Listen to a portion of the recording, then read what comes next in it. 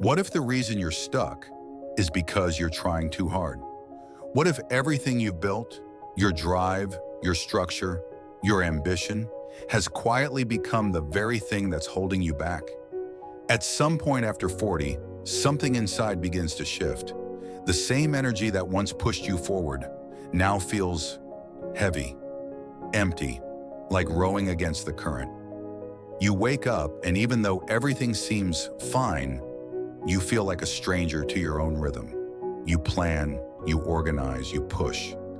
But instead of progress, you feel pressure. Instead of flow, friction.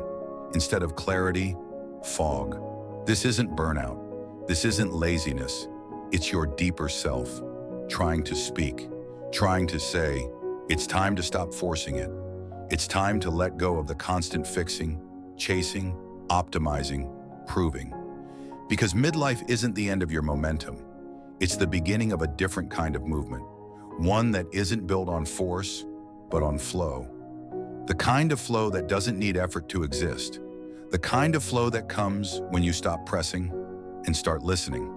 But to do that, you need to slow down, to breathe, to ask new questions, and to admit something most of us never want to say out loud. I don't know who I am in this chapter, or how to move forward without pushing. That's where we begin, right here, with stillness, with space, and with the courage to follow a quieter path back to yourself. There's a moment in midlife when your old strategies stop working. You used to push through. Deadlines, disappointments, doubts. You powered over them. You carried weight that wasn't yours. You wore exhaustion like a badge. And for a while, it worked. You got promoted. You kept your family afloat. You built something that resembled a life. But now you find yourself staring at the same calendar, the same obligations, the same version of yourself, and wondering, why does this feel so lifeless? You try to push again, force a plan, start a new routine, double down on discipline, and yet it slips through your fingers. You forget why you walked into the kitchen. You miss a meeting you swore you had set. You scroll through social media, half numb, half hoping for something real to appear. You snap at your partner. You go silent with your kids. You lie in bed longer than you used to, not because you're lazy, but because something deep in your body says, this isn't it anymore. And still you resist. You try harder. You read more self-help. You set stronger goals. You take cold showers. You optimize your morning routine. But inside, the signal remains unchanged. You're trying to fix something that doesn't need fixing, because what you're feeling is not failure. It's friction between the old you and the next version you haven't yet met. You were taught to measure life in outcomes, career success, financial stability, social approval. But midlife changes the metric. It starts asking different questions. Not what do I need to do next, but who do I need to become next? And that's where forcing no longer works. You can't push your way into alignment. You can only feel your way in, slowly, honestly, patiently. So if you're tired, if you're pushing and nothing's moving, maybe it's not that you're stuck. Maybe it's that you're being invited, for the first time, to move differently, to stop fighting the current and start flowing with it. Flow is one of those words that gets used often, but rarely understood. It sounds like something soft, passive, even vague. But real flow is not lazy, it's not wandering, and it's not passive at all. Flow is the space between effort and ease. It's the place where time dissolves, where your actions align with something deeper than logic, and everything begins to make quiet sense. In your 20s, flow might have looked like passion, momentum, creativity bursting through deadlines and long nights. But in midlife, flow changes form. It's slower, quieter, wiser. It no longer demands adrenaline. It requires presence, attention, respect. And perhaps the most difficult part, it requires trust. Trust that if you stop forcing, something better will rise. That if you slow down, you won't fall behind. You'll finally fall into place. But this is hard to believe when everything around you says, keep going, keep building, keep pushing. So we stay busy, we stay loud, we stay uncomfortable but familiar, because surrender feels like defeat and not knowing feels like failure. But flow doesn't come from certainty, it comes from alignment, from living in tune with what your life is actually asking for, not what the world told you to chase. And here's the hard truth: you can't force your way into flow.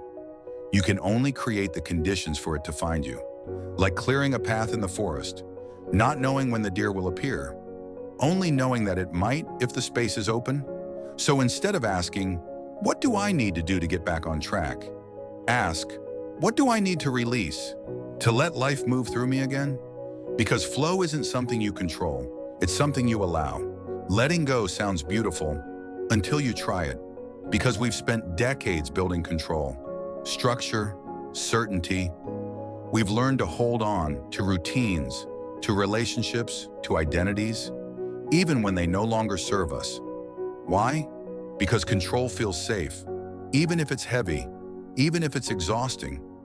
Letting go, on the other hand, feels like standing on the edge of something you can't see the bottom of. What if nothing catches me? What if I lose what I've built? What if this softness is weakness?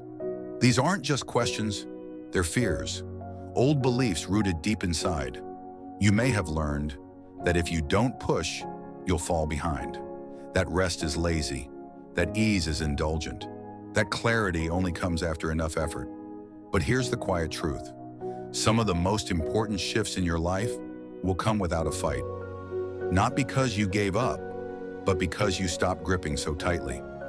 Flow doesn't ask you to quit, it asks you to loosen, to unlearn the habit of force and relearn the rhythm of trust. But that rhythm is subtle. It doesn't shout, it whispers, and if your life is too full of noise, you won't hear it. This is why silence scares us, why stillness feels like a threat. Because in the quiet, we come face to face with the reality we've built and the parts we've outgrown. And that requires courage. The courage to say, "I no longer want to live this way, even if I don't know yet what comes next." It's the pause between chapters, the space where reinvention begins. So if you find yourself in the in-between, not who you were and not yet who you're becoming, you're not lost. You're just learning how to move without force. So how do you live this? How do you stop forcing when your whole life has rewarded you for pushing? The truth is, you don't need a dramatic change. You need a gentle shift. Flow doesn't ask for grand gestures. It begins in small spaces, moments where you choose to trust instead of control. It starts when you pause, before saying yes, before rushing into another commitment, before solving a problem that was never yours to carry. It starts when you allow silence in a conversation instead of filling it with answers. When you listen to your body, not your calendar. When you create without an outcome. Walk without a destination. Rest without guilt. These are not signs of weakness. They are invitations, each one saying, "This is who you are becoming." And the more you honor those invitations, the more flow reveals itself. You'll notice it in your timing. The phone call that comes just as you're thinking of someone. The decision that feels obvious without needing a spreadsheet.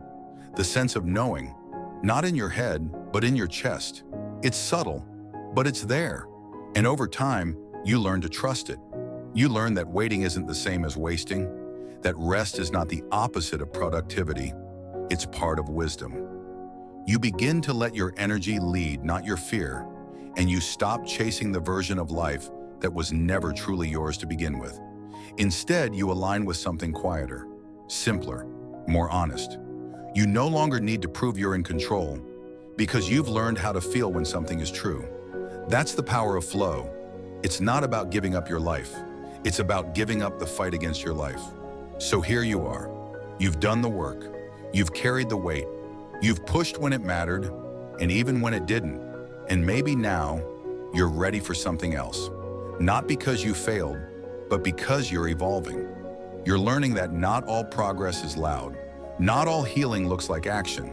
And not all clarity comes with a plan. Sometimes it begins with a pause, with a breath, with a quiet, inconvenient truth. I can't keep living like this. And from that moment, something new becomes possible. You begin to measure life differently, not by what you've achieved, but by what you've released. You realize that your real growth was never about how much you could hold. It was about learning when to let go. And that's what flow is. Not movement without effort, but movement without resistance.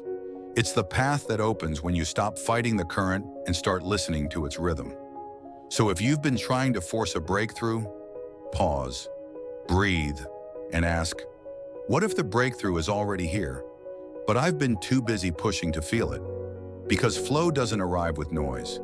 It arrives with honesty, with space, and with the quiet confidence that you no longer need to force what was meant to come naturally. You are not lost. You are not behind. You are not broken. You're just learning how to move differently.